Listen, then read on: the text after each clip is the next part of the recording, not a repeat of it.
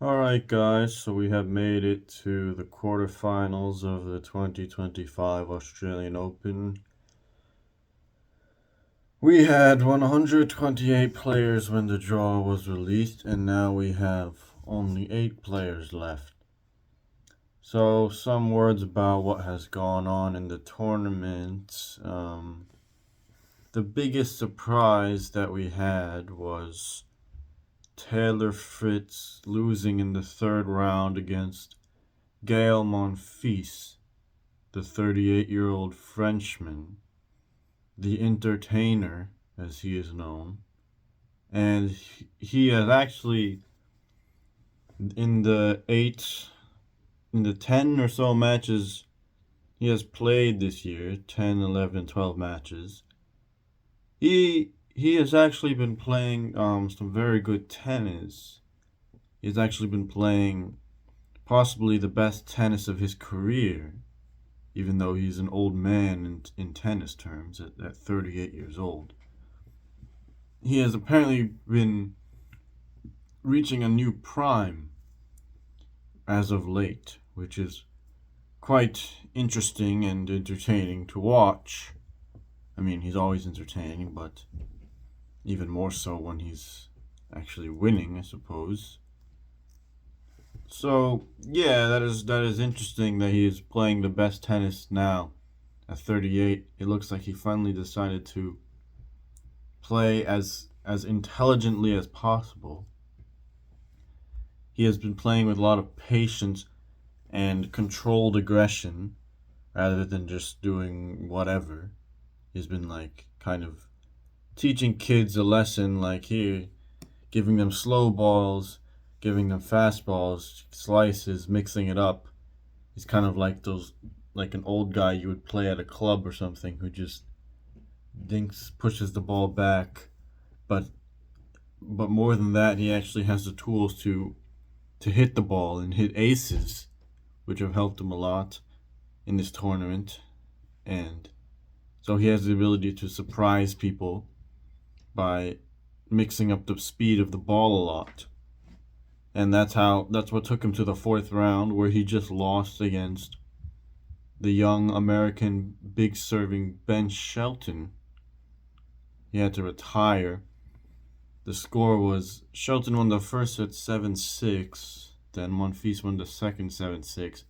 Shelton won the third 7-6 after a couple of breaks of serve there back and forth. And then Monfils had to retire early in the fourth set.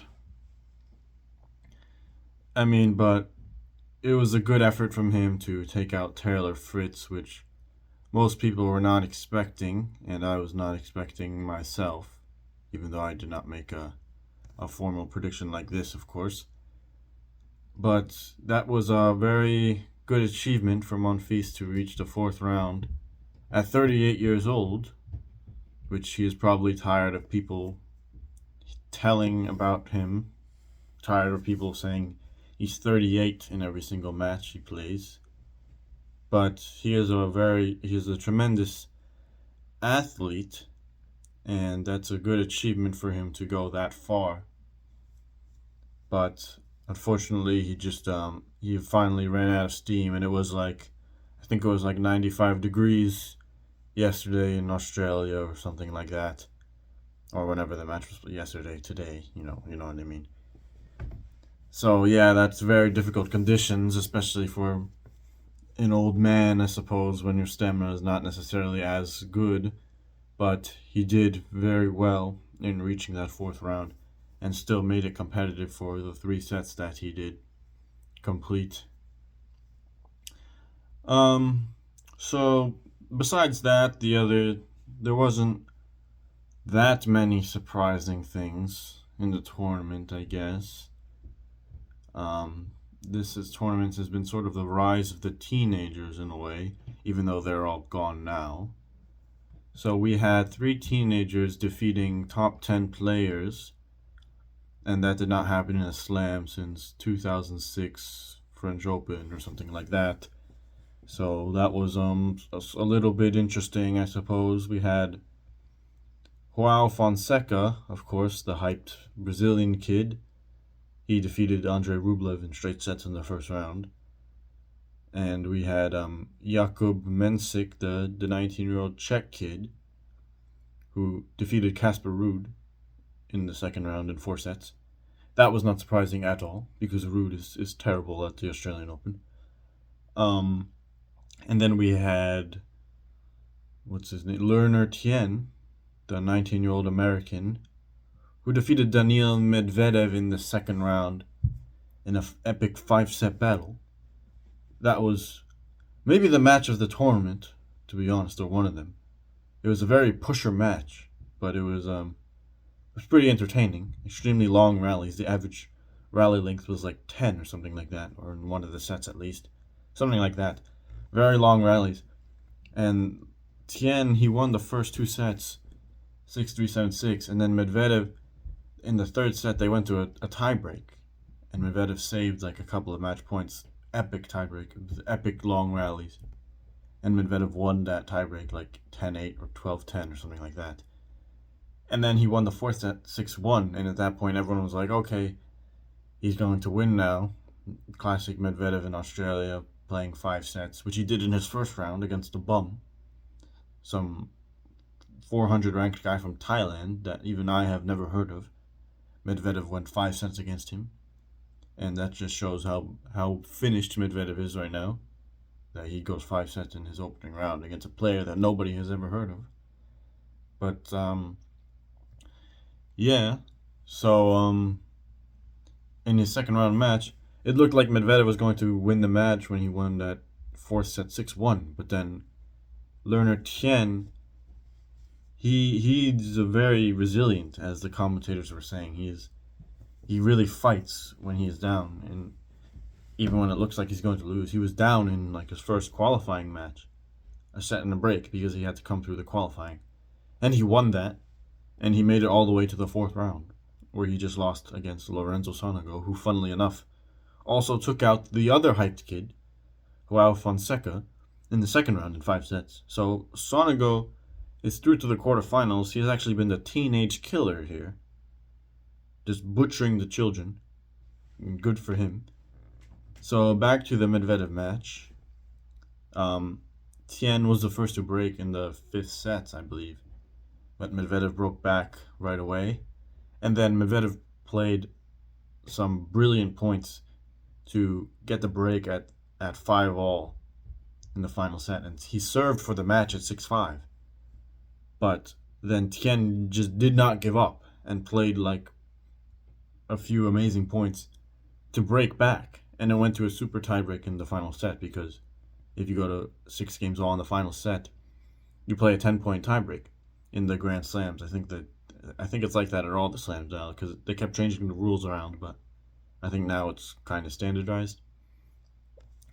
So they played a 10-point tiebreak, and Tien won that 10 points to 7. So that was actually pretty impressive, that after Medvedev was storming back, everyone thought he was going to win the match, basically, after the fourth set, especially 6-1. Tien, he still hung in there. After Medvedev was serving for the match, Tien, he never gave up, and he was able to win the match, and then win his next round match after that, which is more impressive. So Tien was actually the most impressive kid in this Australian Open. Everyone was talking about Fonseca before it started. I didn't really hear anyone talking about Tien, but Tien ended up being more impressive than Fonseca. Tien went to the fourth round. Fonseca went to the second round. So he is 1 year younger, but I mean, who cares? Anyway, Fonseca is 1 year younger, of course.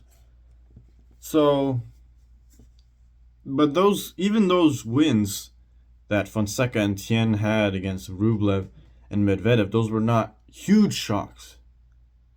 The Rublev one was not really surprising at all, because Rublev has been losing like every other match he played since the whole of last year.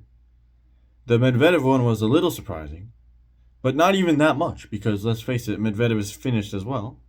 So these are both finished players. Of course, they're still top 10, and it is still impressive for the teenagers to beat them in a Grand Slam, but it is not a major shock, is what I'm saying.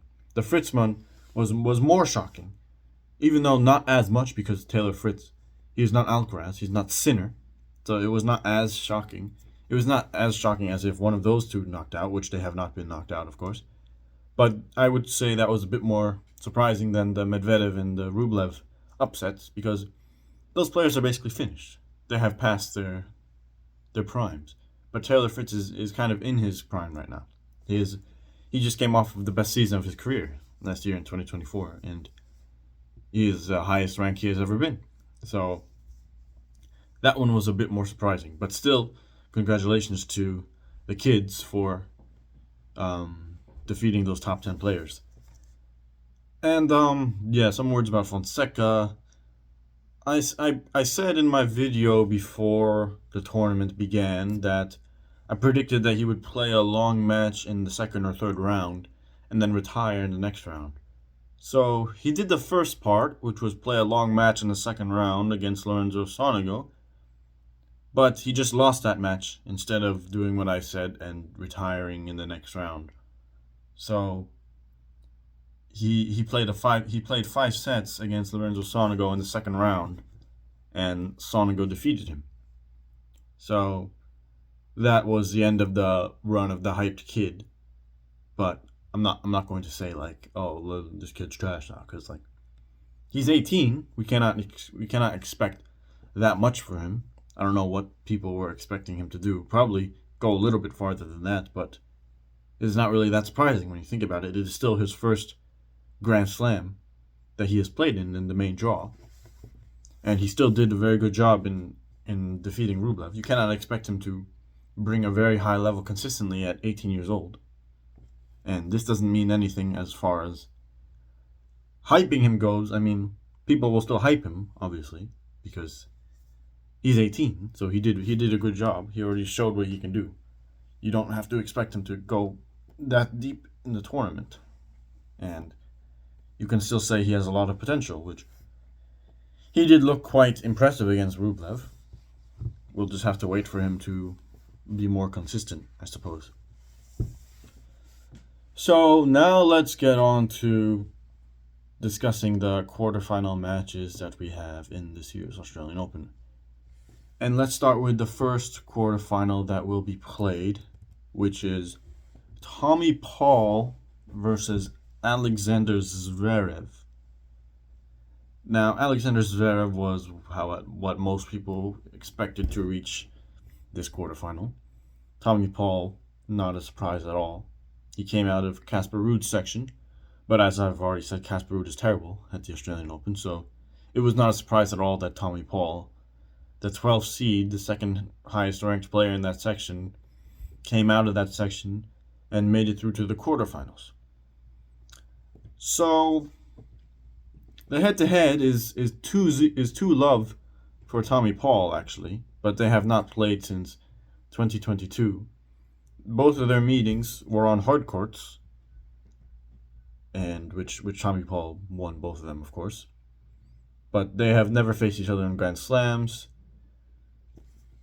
A bit about the stats. Tommy Paul defeated the Spaniard Davidovich Fokina in his fourth round match. I believe it was Davidovich Fokina's first fourth round at the Australian Open. He's been to like the quarters at French, I believe, and fourth round at U.S. Open once or twice. But this was a beatdown from Tommy Paul, and Davidovich Fokina did not look like he could move that well in the match. So coming off of 2 5-set matches and the heat and whatever, a lot of players have been kind of just running out of gas and just like either retiring or just looking tired at certain points of the match. Even Jannik Sinner, but obviously he still won. But yeah, it's been hot sometimes, and when you have these long matches, it's not that easy. Even though these are professional athletes, you still get tired and you still run out and start cramping or whatever and don't be able to move. So Credit to Davidovich Fokina for staying out there and allowing the match to be completed, not by retirement, but he may as well have retired because he couldn't really move. Tommy Paul won the match by a score of 6-1, 6-1, 6-1.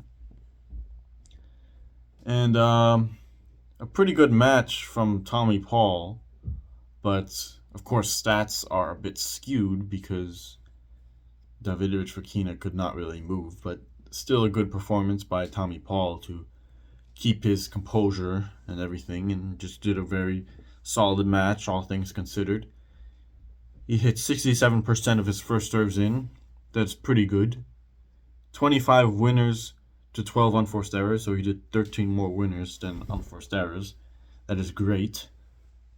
Even though, again, it was a guy who couldn't move, but it's still good. As for Alexander Zverev, he played the Frenchman Hugo Humbert, or should I say Hugo Humbert, in the fourth round.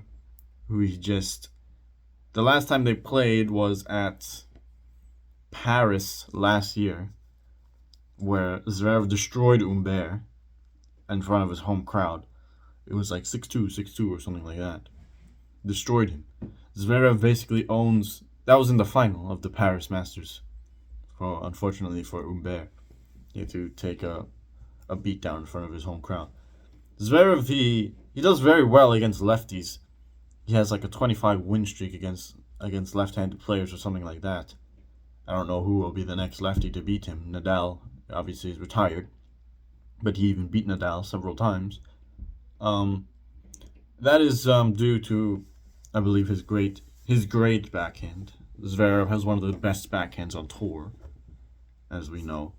Maybe even the best one at this point, because Djokovic, he has possibly the best backhand of all time, but not at the current moment. Djokovic is not in his prime. So Zverev's backhand might be the best on the tour at the current moment. His backhand is very good, rock solid. He doesn't miss much. Not afraid to take it down the line, change direction. He really steps into it. And that will allow you to have a much success against lefties, because we all know that lefties in tennis just like to spam their super topspin forehand into the right-hander's backhand.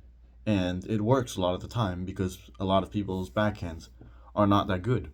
So lefties can just hit their super spinny forehand into cross-court into the right-hander's backhand all day, and then they win the match. That's what Nadal did, and he won 22 Grand Slams.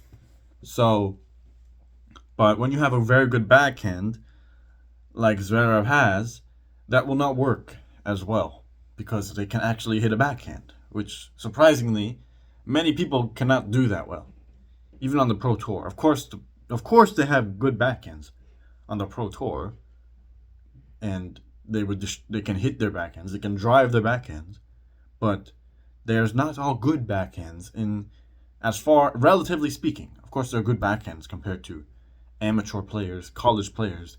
They can destroy them.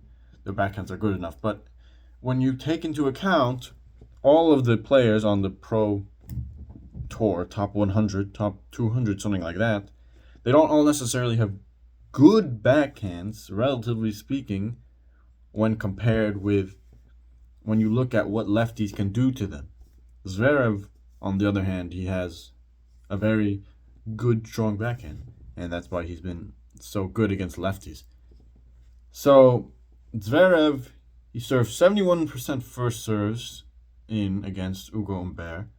Zverev, he actually dropped his first set of the tournament against Hugo Humbert in the fourth round, so now everyone has lost at least one set out of all these quarterfinalists, I believe. He served 71% first serves against Hugo Humbert. That is great. He hit 43 winners and 29 unforced errors, so he has 14 more winners than unforced errors. That is fantastic, I believe. So Zverev, he looked pretty good in his match, despite dropping that one set, the second set. Who do I believe will win this match? So I've already said the head-to-head is 2-0 for Tommy Paul, but I will have Zverev winning this match in 4 sets. I believe that Tommy Paul can give him some trouble. I mean, he's won the only 2 meetings they've had against each other for a reason. He's a very good hardcourt player. But I will still have Zverev winning this match for the key reason being that Tommy Paul has never defeated a top 10 player in a Grand Slam. And that is, I believe, an important thing. Of course, there's a first time for everything, but he has defeated top 10 players, but never in a Grand Slam. So, given that Zverev has looked pretty good, and even though their head-to-head is 2-0 for Tommy Paul, I still believe that Zverev just has more experience and will be able to come away with this win. So I will have Zverev winning this match against Tommy Paul in 4 sets. Now on to the next quarterfinals, which is the blockbuster quarterfinal. And that is, of course, Novak Djokovic, the 10-time Australian Open champion, the 24-time Grand Slam champion, the greatest player of all time. No, they're not really. There's not much of a debate there, despite what some delusional people seem to believe. Against Carlos Alcaraz, the 4-time Grand Slam champion, the 21-year-old Spaniard from Spain, who was making his second quarterfinal appearance at the Australian Open, I believe, after last year, when he lost to Alexander Zverev in the quarterfinals. So this of course is the blockbuster match for obvious reasons. It will most likely be the most interesting match. Not necessarily. I mean, anything can happen, but most likely it will be. Because, it's Djokovic versus Alcaraz. So, the head-to-head is 4-3 for Novak Djokovic. It is 2-0 for Djokovic on hard courts. Both of those came in 2023 when they faced each other like 4 or 5 times, something like that. But it is 2-1 for Carlos Alcaraz in Grand Slams. As we all know, he defeated Djokovic in those 2 Wimbledon finals last year and in 2023. The only time Djokovic defeated Alcaraz in a Grand Slam was in the 2023 French Open, where he defeated him in 4 sets, and Alcaraz started cramping after the second set, so nobody knows what would have happened, but of course, Djokovic won fair and square, so that a win is a win nonetheless. But this is their first Grand Slam meeting, which is played on hard courts, and it's also their first meeting in a quarterfinal. All their other meetings have been in semifinals or finals. So this will be hopefully an interesting match. You have Alcaraz going for the youngest ever career Grand Slam, winning all 4 Grand Slams because he has already won the other 3, Wimbledon, French Open, and the US Open. If he wins his tournament, then he will have completed the career Grand Slam, the youngest ever person to do it. Djokovic, if he wins, he will have won 25 slams, putting him ahead of Margaret Court in the all-time record, even though he doesn't need to do that, because Margaret Court's records are nothing compared to Djokovic. Let's be honest, because she did not have all her records in the Open era, and besides that, we're not going to compare women's tennis with men's tennis, but not even going to get into that. But Djokovic is clearly ahead of Margaret Court, so he does not need to win another Grand Slam to do that, obviously, but that would be his 25th Grand Slam if he wins this major. So Djokovic, Alcaraz, he played his 4th round match against the British player Jack Draper, who was a corpse in the match, as I expected, given that Draper had just played 3 5-set matches to get to the 4th round. So 3 4-hour matches or something like that. the dude was dead after the first set. At least he was basically dead, and I mean you can see why. The guy was on court for like half a day. He was down 2 sets to 1 in all of his matches. So credit to him for coming through and getting to the fourth round to face Alcaraz, but he was never going to win that match. Let's face it. You cannot really beat. Draper's stamina is not as good as it could be, but even if he did have better stamina, it's very difficult to beat someone like Alcaraz after playing 3 epic 5-set battles. That's just how it is. So Alcaraz won this match 7-5, 6-1, and then Draper retired at the start of the third set. It never got to be played. In the second set, he could barely move. He did a good job fighting in the first set, but he still lost. Unfortunately, 7-5. And in the second set, he lost 6-1. He could not really move. So, again, a bit of skewed stats for Alcaraz, like with Tommy Paul and Davidovich Fokina. Alcaraz served 68% first serves in. That's actually pretty good. Because Alcaraz, like Sinner, is not really known for serving high percentage of first serves. He can do 50, 55%. So Alcaraz, he did better, actually, to serve 68%. Even though he did hit, like, 5 double faults. But he hit 6 aces, so it could be worse. But, yeah, he did hit a few double faults and somewhat close together. Or, like, a couple in one game and a couple in another game.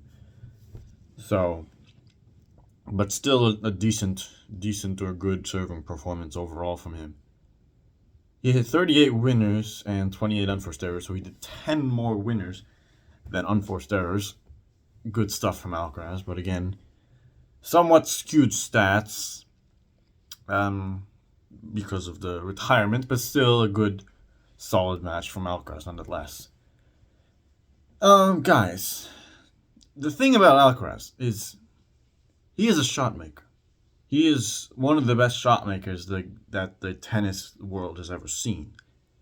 He can hit any shot basically, and he is lightning fast. He can get to any ball. The thing I was noticing while watching him, in basically all his matches, when the opponent tries to take control of a point by hitting deep shots and pushing Alcaraz side to side, he gets everything back. He can just run to the side, do a slide, and then go the forehand like this, like a slice defensive forehand, and that will go deep enough, and then he can just run to the backhand, shovel the backhand back, get it deep enough. His defense is so strong. It's very difficult to hit through him, even on surfaces that are not like clay, even though this Australian Open is not very fast. But his defense is so good, he just resets the point. Basically, it's hard to hit through him. He will just run. You get that slice even when it looks like they have a very good deep shot to set up an approach shot, set up a winner. He goes back, gets it, and gets that deep enough so that they can't move forward yet, because his shot is too fast and too low and too deep in the court, so they can't go forward enough. And he does that so much just by running and getting everything back. It's hard to finish points against him. And he just does a great job at sort of resetting that point, or at least allowing himself to not get dominated by putting a weak return or just missing. He gets shots that a lot of players could just miss. But not only does he make it, he makes it deep enough so that they can't capitalize. And then they just end up going into a rally until he gradually takes control, or they just mess up. And Alcaraz, he reminds me a lot of one of my friends. A very athletic guy, the way he plays. Because, like I said, Alcaraz, he's extremely athletic. He can get to everything. He can execute any shot. The thing about Alcaraz is he can make mistakes. And it's funny because he can be in control of the point, like, because his firepower is so that he can out-hit. If he wants to, he can basically out-hit anyone. He can be in control of point, but he can just spray the ball. Sometimes he can just miss a shot that he should not be missing. Just miss it wide for no reason. Miss it long, miss it wide. In the middle of a rally or when he's in control of a point. And sometimes, what's funny is he can be in a point. It can be like neutral. They'll be in a neutral rally, but he just tries something like a drop shot in the middle of it, or just tries to smack the ball. It doesn't work, and it's quite funny because he could easily just be patient and be a little bit more patient and just keep rallying until he has a better opportunity. But he just tries to go for a cooler shot in the middle of it, which reminds me of my friend when he plays sports like this. He's super athletic and he can get the ball back over and over, but he just chooses to go for a cooler looking shot in the middle of it, and that only makes it about 50% of the time or something. So it's kind of funny how he'll be playing a neutral point and it's like, all right, drop shot, miss, and then it's like, oh, he didn't have to go for that at all, but he just wants to go for shots. He wants to hit cool shots, so he just lets his opponent get some few free points like that. So that's the funny thing about Alcaraz. But he did not do too many unforced errors. 28 unforced errors is, I mean, that's not kind of a lot. I mean, I guess in only 2 sets, it's not that much, but like it's. But he did 38 winners, so that's the thing. He's so explosive. He can hit an unforced error or he can hit a winner. That's the thing. Djokovic. He defeated in his fourth round match Yuri Lehechka, also known as Thomas Berdych, for those of you who are familiar with tennis in the 2010s. This guy was the Czech guy. Lehechka also was Berdych. He plays like Berdych, another Czech guy. If you know 2010s tennis, just big hitting, not the greatest mover, but just hits the ball at warp speed from both wings. Berdych was probably better than him, but that's basically his game. Just hit the ball big. He tries to go to the net, but he's not very good at it, I don't think. Djokovic, he served 59% first serves in. That is okay. He should probably get that a little higher if he wants to have a chance at defeating Alcaraz. He hit 27 winners and 21 unforced errors. So he did 6 more winners and unforced errors. That is good. Lehechka did too many unforced errors, 44, even though he did 39 winners. He did 5 more unforced errors than winners. So that is not good. But Djokovic, he did good job in not making many unforced errors. So who do I believe will win this match? Guys, this might be the most difficult quarterfinal match to predict. Because you have Djokovic. He is that tremendous hardcore player. The greatest player of all time. The greatest hardcore player of all time. The greatest Australian Open player of all time. So, and he has not looked terrible. He has looked good. Not maybe not great, but he's looked good in his last 2 matches. So it's very difficult to count a player like that out. Alcaraz, he is much younger than Djokovic, 16 years younger. He has better stamina. He's faster. He's stronger. And he's closer to his prime than Djokovic is to his prime, at least physically. So this is not very easy to predict. But one thing about me is you should know that I don't like to change my prediction once I have said something officially, at least sometimes in some sort of official sense. I don't like to say, okay, but no, especially not in the middle of a match. If I predict the outcome of a match before a match started, I don't like in the middle of a match to say, okay, change my mind. Because no, I want to just stick with what I said. That's just kind of a, sort of principle or whatever, I suppose. So but in this case, I don't think it would have made that much of a difference in my prediction, actually. Before the tournament began, I said, I believe, that Djokovic will lose against Alcaraz in the quarterfinals. And I will not change that prediction. Though I would not have changed it anyway. But I am not that confident. about this prediction. So I will have Carlos Alcaraz winning this in 5 sets.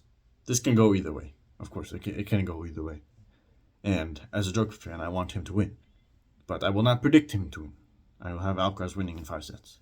So, but this can be an interesting match. There are different things that can happen in this match. We don't know what kind of Djokovic we will get. We don't know Alcaraz's true level really, because he has not really been tested, to be honest. He lost 1 set against Borges in the 3rd round, but the other 3 sets were very easy for him. So we do not really know his true level yet, and he can always raise his game. So this will be an interesting one. But I will go with Alcaraz to win this in 5 sets. Moving on, we have the most boring quarterfinal. Well, maybe the next one is a bit more boring. I don't know. Jannik Sinner, the world number 1, against the number 1 Australian player, Alex de Minaur. So this is looking bleak for Alex. Sinner leads the head-to-head 9-love. That is absurd. 9-love. I believe de Minaur has taken only 1 set from Sinner, and that was like 5 years ago, 4 or 5 years ago. So that it's not looking very good for him. They have faced at the Australian Open in 2022. Sinner won in straight sets, and that was before Sinner was even a beast. So de Minaur, he probably is better than he was back then, but so is Sinner by a lot. So it does not look very good for de Minaur. The problem with de Minaur is he is super fast. He's a speed demon. They call him de Minaur. He's a speed demon. But he doesn't have any real weapons to trouble the top players. That is his problem. Speed can only get you so far. So he can get every single ball back until he can't, because they just overpower him. And no matter how fast you are, if they club the ball at you over there, and then they go to the net and club the ball to that side, you ain't getting that. So, and if you don't have a weapon, you cannot really expect to win against these top players. And that is why he has lost all 9 matches he has played against Jannik Sinner. Because Jannik Sinner has weapons. He has weapons on the serve, on the forehand and the backhand. All his strokes, serve, forehand, backhand, they're all weapons for Jannik Sinner, basically. They are. They really are. So he will just overpower de Minaur. Now that he is even more consistent, there's basically no chance for de Minaur to do anything. Because how will he do anything? He can get the ball back, but if Sinner will not mess up himself, de Minaur cannot do anything to trouble him. His shots are not powerful enough to do that. Compared to Sinner's, he probably hits like twice as hard. So, look at the stats. Sinner defeated Holger Rune in his 4th round match. This was Sinner's first real test, you can say, of the tournament, I suppose. He lost his 2nd set of the tournament. He lost his 1st set, surprisingly, against an unknown player from Australia in the 2nd round, Tristan Schoolkate, whom nobody expected to take a set, I don't think. But that guy played pretty well for the first 2 sets, and then he ultimately went down in 4 sets, as it was pretty obvious he was not going to win the match, obviously. But he did a good job taking a set, which I did not expect, and which most people probably did not expect. But Sinner he's challenged a bit more here in this 4th round match against Rune. Rune took the 2nd set 6-3, but Sinner won in 4 sets, 6-2 in the 4th. So there was really no doubt that Sinner was going to win, even when Rune took a set. I believe it was like 95 degrees, and it was an interesting match. There was like drama in it. Sinner was struggling in the heat. He won the first set 6-3, looked pretty comfortable there. Then he started to struggle in the heat more, and Rune he wasn't playing too badly in the first set. He was trying things that should work, but then he was just like messing up on the execution. And then the second set, he executed a bit better and was able to win that second set 6-3. But I think in the middle of it, or Sinner took like a medical timeout for like 12 minutes at some point. I forgot what it was. And then Rune took a timeout for like 3 minutes. And like in the middle of the set, it wasn't even a changeover or something. So I was like, what the heck is going on here? And then Sinner broke the net. He hit like a serve, and the net just like went wobbly. And like the little metal screw thing that goes into the court to fix the net, it like broke off. And then there was like a 20-minute delay because they had to fix that. So then they fixed that, and then the rest of the match was like pretty normal, I guess. Sinner won 6-3, 6-2 in the third and fourth. So of course Sinner was never going to lose to Holger Rune. Like some seem to believe. Actually, not many people seem to believe, so forget that.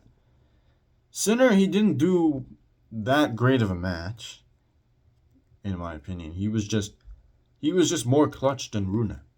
Rune actually had chances in that third set. He had breakpoint chances, but Sinner, he hits his better serves when it's a breakpoint.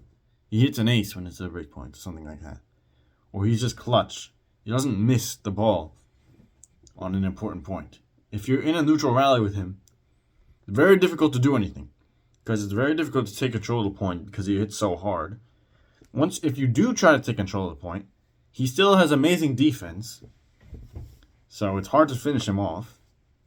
And if you try to be consistent, he'll just gradually take over the point himself because now he's not missing as much from just neutral positions. So very difficult to win baseline rallies against this guy. But it was still interesting. Rune hit some great shots. You could see why he had some hype. And he is still young. I believe he is outclassed his age. You could see why like people said, yo, he has potential. Because he did hit some fantastic shots. Great defense. The drop shot, stuff like that. He spammed the drop shot a bit too much, which allowed him to lose a serve at one point, I believe.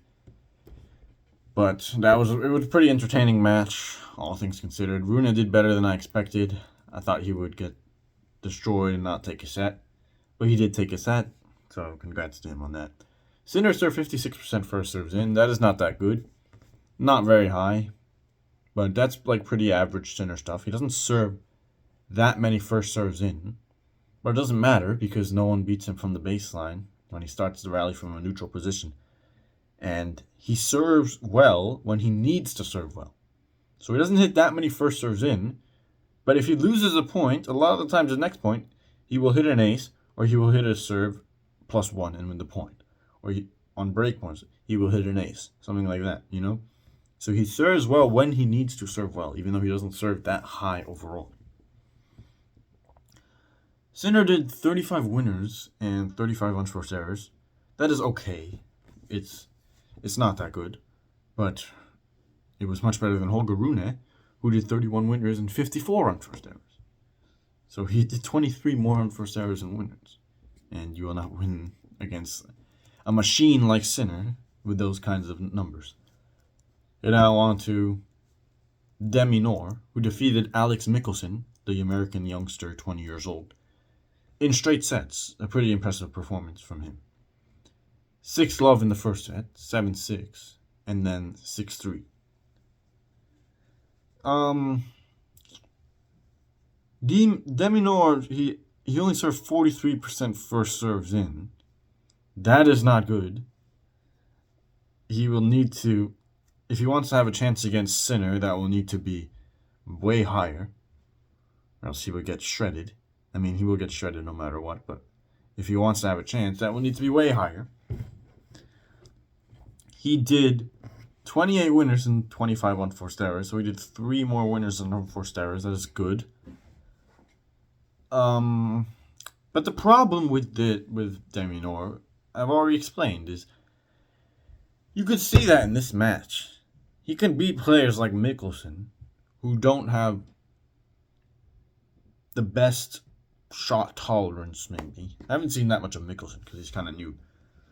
the best shot tolerance or the greatest firepower or the best consistency, because they would mess up and he could just run everywhere and hit amazing shots. Oh my goodness, amazing shot from Demi Moore. Athleticism out of this world. And you're just watching that and look like, yeah, that's not going to work against Sinner. Because it's like, it's a bit sad to watch, honestly, because he makes all these amazing defensive gets. And it's like, wow, that's so cool. But against the top players, that's not going to work. Because they're not going to give you that many chances. That he might get a couple of points like that, but the rest of the time he'll just get pushed around. It's kind of unsatisfying. So, yeah, I will have. Some people are saying that Demi Moore has a chance in this match against Sinner in the quarterfinals. Says, oh, Sinner, he looked tired. Demi Moore is playing the best tennis of his life in his home crowd. Demi Moore has a chance. Yeah, he has a chance to take one set. I think maybe Demi Moore can take one set off of Sinner. Maybe. He has only taken one set in their 9 meetings, so that is not very promising signs. But maybe he can play really well. I mean, he has made the quarterfinals at every slam now. Funnily enough, this was the last Grand Slam where he did not make the quarterfinals in his home slam. He made the quarterfinals at all 3 slams last year, I believe, something like that. Last year, he made the quarterfinals at all 3 of the slams. Or, yeah, I think so. Hold on. Yeah, that is pretty good consistency. But he just doesn't have the weapons to challenge the top players. So he's becoming an Andrei Rublev, a quarterfinal specialist. He can beat pretty much everyone ranked lower than him. But against the very elite, the top 10, the top 5, he just can't do enough against them. He doesn't have the tools to do that. And it's difficult to see him getting there because his play style has been like this for forever, basically. I mean, he's gotten a bit more aggressive, but it's still not really enough. It just seems like he doesn't have that in him. He don't got that dog in him. I mean, he's never going to win a slam, obviously. So he's becoming the new Rublev in terms of quarterfinal specialist, not in terms of playing style, because he does not play like Rublev. But Rublev was formerly the quarterfinal specialist.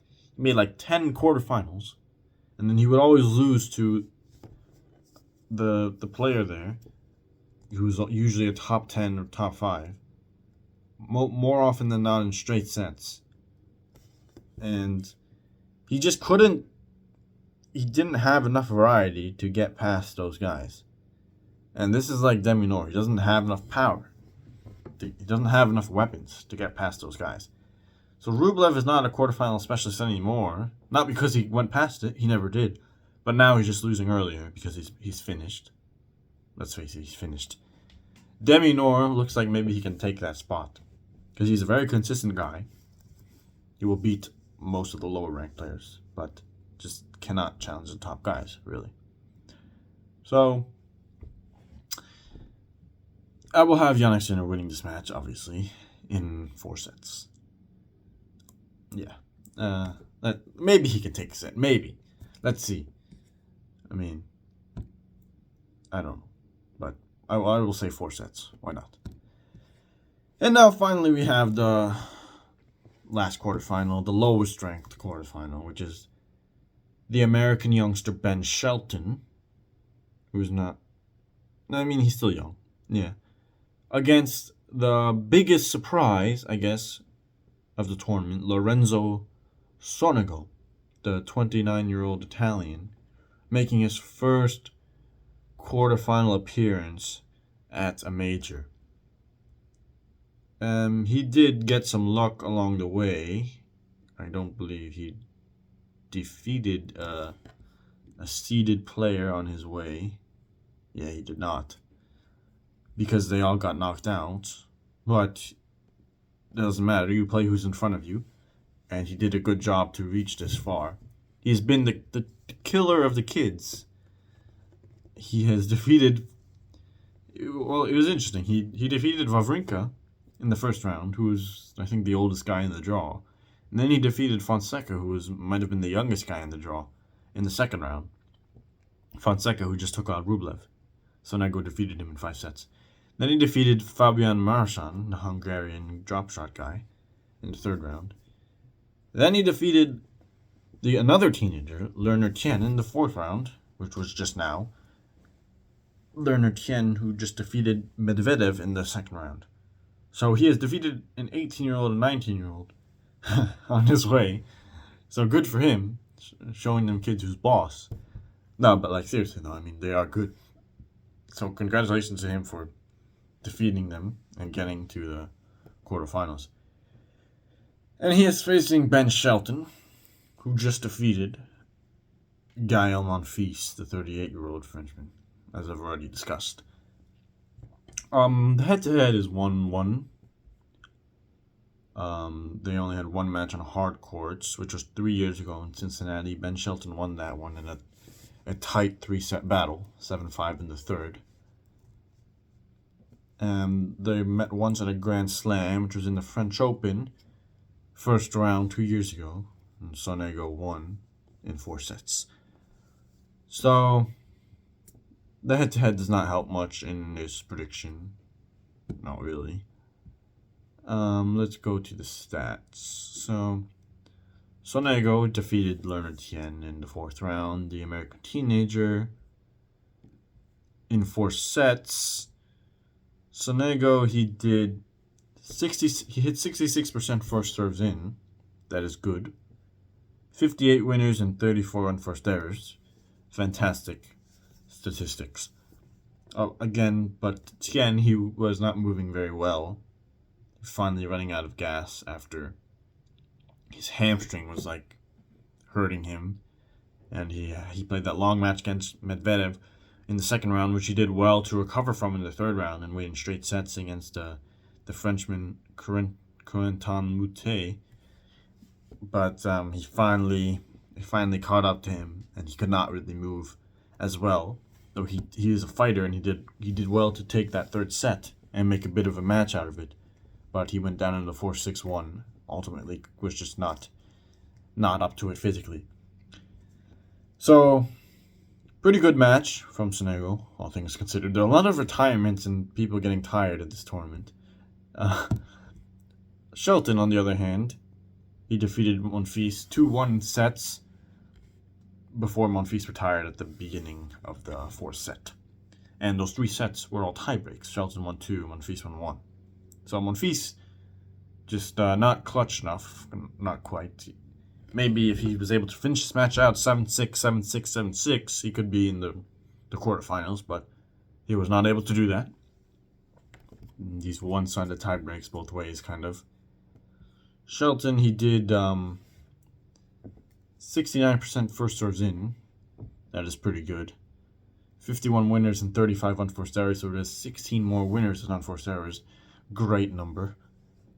Who do I believe will win this? It really doesn't matter because they're facing Sinner next, so they'll get shredded. But let's make a prediction anyway, of course, because that was the purpose of the video. The head-to-head does not really help much. It's kind of hard to say anything about these players' histories. You know, that was from 3 years ago. That doesn't really help much, only 2 meetings.